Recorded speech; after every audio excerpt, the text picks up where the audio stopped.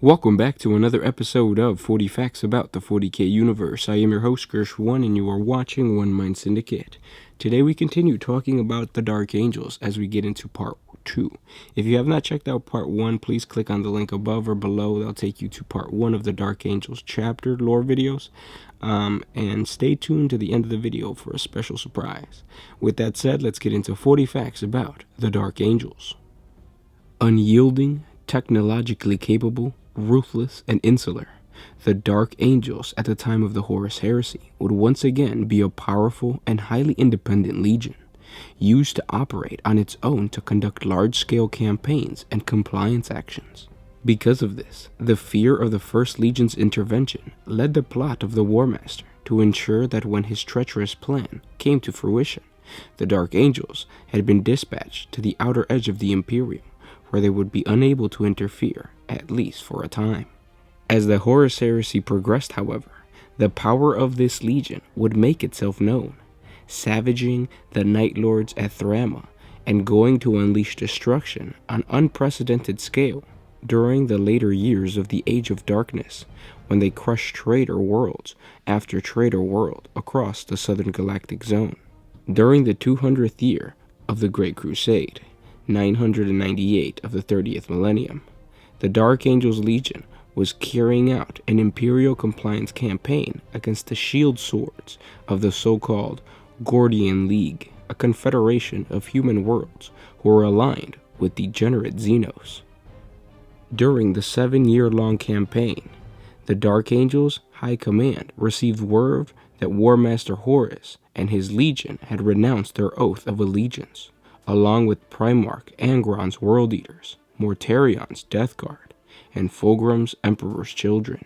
They also received word of the atrocity committed against the doomed world of Isfan III, when Horus ordered it to be virus-bombed, rendering it a lifeless planet. The War Master knew that the Emperor would respond with all the force he had available. Johnson believed that the Dark Angels deployed to the Shield worlds was a part of an effort to scatter the Imperium's most loyal servants as far as possible, in order to minimize the number of legions Horus would have to face at any given time. Even so, a strike force of 7 full legions posed a dire threat to Horus's survival as they made their way toward Isfan V. The Lion's forces were too deeply enmeshed in the Shield worlds to respond quickly to Horus's treachery. The best estimate of the Primarch staff indicated that it would take nearly 8 months to conclude their offensive operations, even on emergency basis, and reposition themselves for a strike against Isfan V.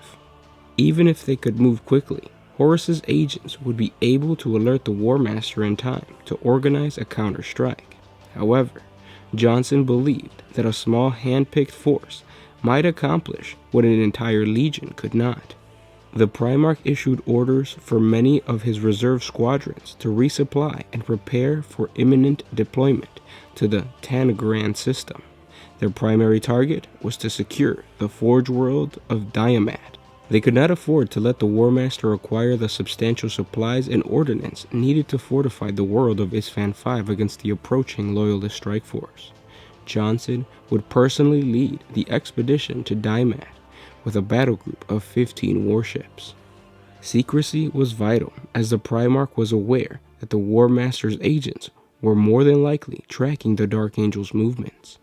Johnson went to Diamad in order to secure several powerful continental siege machines, vast artillery pieces that could devastate the most powerful fortifications. The small fleet of Dark Angel vessels arrived in the Tanagra system just 5 days before the destruction of Horus's landing force on Xanathos starport. With no way to secure the siege machines held in storage in the planet's depots from Johnson's Astartes, the admiral of the raiding fleet had little choice but to withdraw back to Isfan.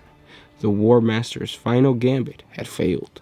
Following this small victory, Johnson met with his fellow brother Primarch Perturabo of the Iron Warriors Legion aboard his flagship Invincible Reason. Perturabo informed Johnson that his legion was en route to Isfan system to face the War Master and his traitor legions upon the black sands of Isfan V. Ferrus Manus and the Iron Hands Legion had hasted ahead of them, hungry to claim the Emperor's vengeance against Horus.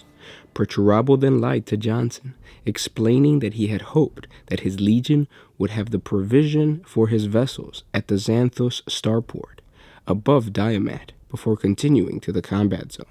Of course, they were now unable to, as the First Legion had destroyed the starport. Perturabo then inquired to Johnson how he had learned of the existence of the siege engines. Johnson explained that he had learned of it 50 years earlier when he was studying the history of the Great Crusade and saw a reference to them in a dispatch from Horus that he had sent to the Emperor. He'd commissioned the colossal siege machines from the Master of Diamat during the long siege of the Xenos fortress state on Thessanos. The war machine took much longer for the Forge Master to complete than planned. By the time they were finished, the campaign had been over for a year and a half, and Horus had moved on to other conquests.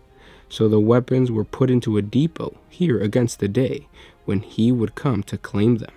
But then the Isstvan III atrocity occurred. When Johnson had received word of Horus's betrayal, he knew that ultimately the War Master's plan would lead to Terra.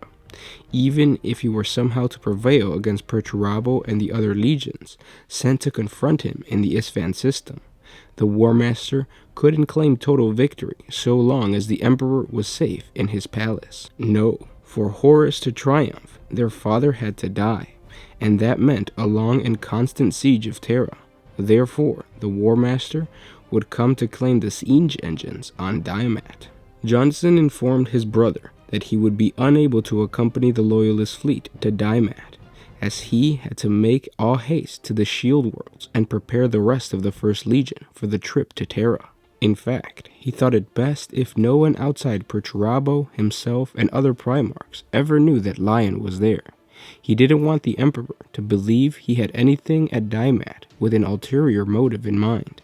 Perturabo agreed that it was both a prudent choice and a very humble one. Johnson explained that his actions were done for the good of the Imperium, not for power. Johnson confessed to his brother that he believed Horus had become their father's favorite son for no other reason than fate. Had he been the first one he'd found, Johnson believed he would have been the War Master. The Lion believed that Horus would inevitably be defeated and the Emperor would need to choose a new War Master very quickly if the Great Crusade was to continue. He asked for Perturabo's support. The two Primarchs reached an understanding. Johnson granted permission for the Iron Warriors to take possession of the siege guns at their convenience, on one condition, of course. At that, Perturabo raised an eyebrow. Inquisitively, Johnson made his brother promise that the siege weapon would be put to good use. Of that, Perturabo assured they most certainly would be utilized in that regard. Following the victory of the Drop Site Massacre, Horus called a meeting of the Primarchs of the 8 of the Traitor Legions, minus the participation of the Alpha Legion's Primarch, Alfarius, aboard his flagship, the Vengeful Spirit. 5 of the Primarchs, including 4 who had fought at Isstvan V, met in person, including Horus, Fulgrim, Angron, Mortarion, and Lorgar. 3 appeared through the use of holographic emitters that transmitted their signal through the warp, including Perturabo, Night Haunter, and Magnus the Red, who had only recently joined the Traitors after the scouring of Prospero, when the broken remains of his legion had been transported by Tzeentch into the Eye of Terror to the planet of the Sorcerers. The Thousand Sons, bitter at what they perceived as their betrayal by the Emperor, now willingly became the 9th Traitor Legion. The Council of Traitor Primarchs made their plans for the next step in their war against the Emperor, and then each legion went its way according to its assigned role. In the 7th year of the 31st millennium, the Night Haunter's fleet had departed, bound for the planet of Tasagulsa, a remote world in the eastern fringe that lay shrouded in the shadow of the great asteroid belt. From there, the Night Lord's terror troops would begin a campaign of genocide against the imperial strongholds of Heroldar and Thramus. If not taken, would lead the flanks of the War Master's strike on Terra, vulnerable to attack. This campaign would also delay the Dark Angels Legion from reinforcing the Loyalists, and Thrama's system was of particular importance as it comprised a number of Mechanicum Forge worlds whose loyalty was still to the Emperor.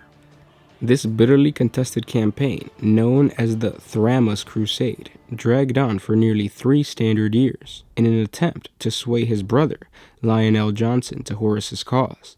The Night Haunter left a deep void beacon in the patrol path of one of the Dark Angel's Outrider vessels. The beacon was said to transmit coordinates in advance so that the 2 Primarchs could meet and parley on the planet. Night Haunter wanted to break his former brother either mentally, physically, or both to obtain his objectives. The Primarchs were accompanied by 2 warriors from their personal honor guard to the parley. The meeting began simple enough between the 2 as they conversed with relative civility. This lasted only until the Night Haunter slandered Johnson, and in return the Lion struck his former brother. This melee further degenerated into an all-out brawl between the 2 sides, as the Night Haunter strangled the life out of L. Johnson. One of the Dark Angel honor guards ran his sword through the Night Haunter's back, saving his Primarch's life. Eventually, both legions sent reinforcements in response to this incident. Each side dragged away their respective Primarchs from the scene of combat.